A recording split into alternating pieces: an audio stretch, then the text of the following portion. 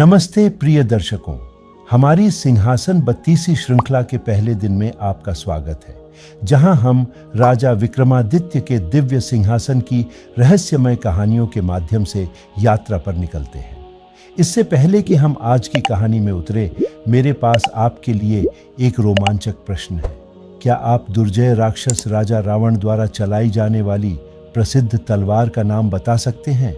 कहा जाता है कि यह तलवार बहुत शक्तिशाली थी और इसका प्रयोग रावण ने कई युद्धों में किया था। नीचे कमेंट सेक्शन में अपने उत्तर साझा करें और यदि आप इसे सही पाते हैं तो आपको अगले वीडियो में शाउट आउट मिलेगा। अब आइए राजा हरिश्चंद्र की कालजयी कहानी के साथ सिंहासन 32 की खोज शुरू करें। इससे पहले कि हम सिंहासन 32 की मनोरम कहानियों में उतरे, मैं आपके साथ इस पौराणिक संग्रह के पीछे की दिलचस्प कहानी साझा करना चाहता हूँ। सिंहासन 32, जिसका अनुवाद 32 टेल्स ऑफ द थ्रोन है, भारतीय पौराणिक कथाओं और लोक कथाओं में गहराई से निहित लोक कथाओं का एक प्रसिद्ध संग्रह है। इन कहानियों की उत्पत्ति का पता प्राचीन साम्राज्य उज्जैन से लगाया जा सकता है, जहां पौराणिक राजा विक्रमादित्य ने सर्वोच्च शासन किया। लोक कथाओं के अनुसार राजा विक्रमादित्य को 32 मूर्तियों से सुशोभित एक दिव्य सिंहासन दिया गया था, जिनमें से प्रत्येक ज्ञान, गुण और वीरता के एक अद्वितीय पहलू का प्रतिनिधित्व करता था।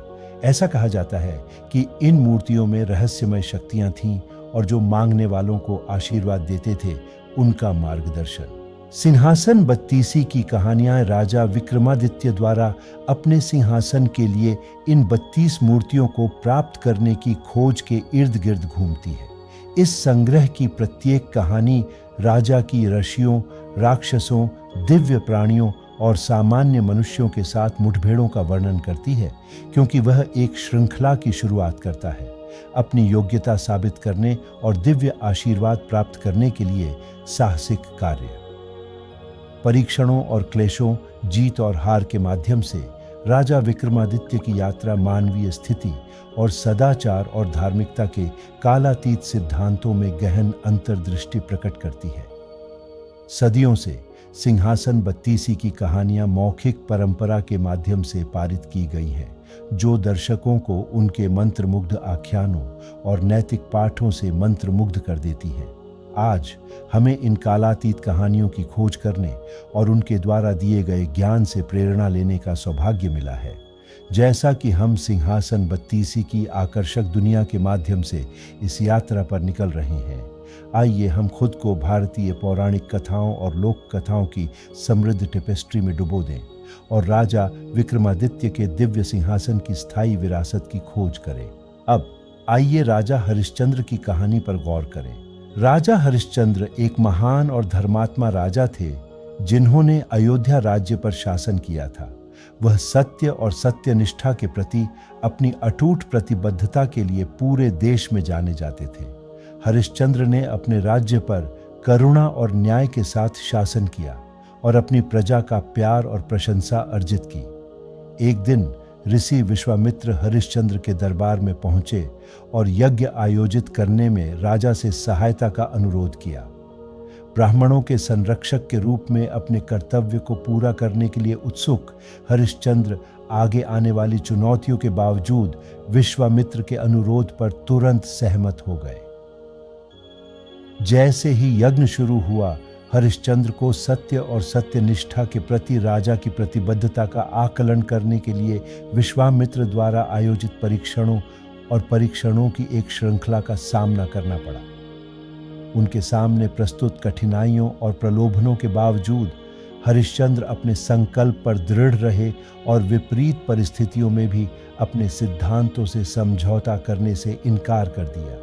हालांकि हरिश्चंद्र के सद्गुणों की अंतिम परीक्षा तब हुई जब उन्हें विश्वामित्र के प्रति अपने दायित्वों को पूरा करने के लिए अपना राज्य, अपनी संपत्ति और यहाँ तक कि अपने परिवार को बेचने के लिए मजबूर होना पड़ा। अपनी शाही स्थिति से वंचित होकर और एक विनम्र सेवक के जीवन में आ गए, हरिश्चंद्र ने ईमानदारी और धार्मिकता के अपने सिद्धांतों के प्रति सच्चे रहते हुए अकल्पनीय पीड़ा और कठिनाइयों को सहन किया।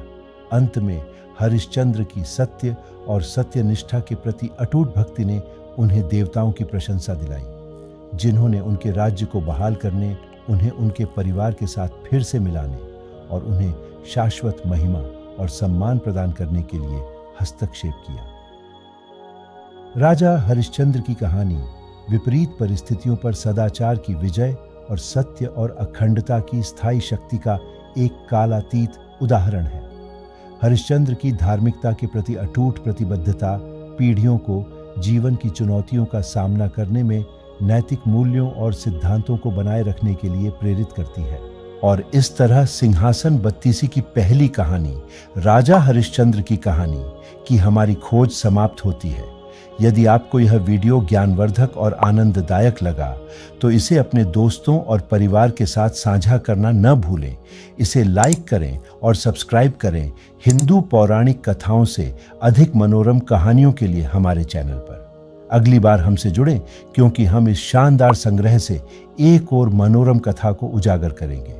तब तक हरिचंद्रन का ज्ञान हमें अपने जीवन में सच्चाई और धार्मिकता को बनाए रखने के लिए प्रेरित करे। हमारे साथ बने रहें एक समय में एक कहानी सिंहासन बत्तीसी के रहस्यों और जादू को उजागर करें। तब तक 32 मूर्तियों का आशीर्वाद हमारे मार्ग को रोशन कर सकता है और ज्ञान और आत्मज्ञान की हमारी खोज में हमारा मार्गदर्शन कर सकता है। नमस्ते।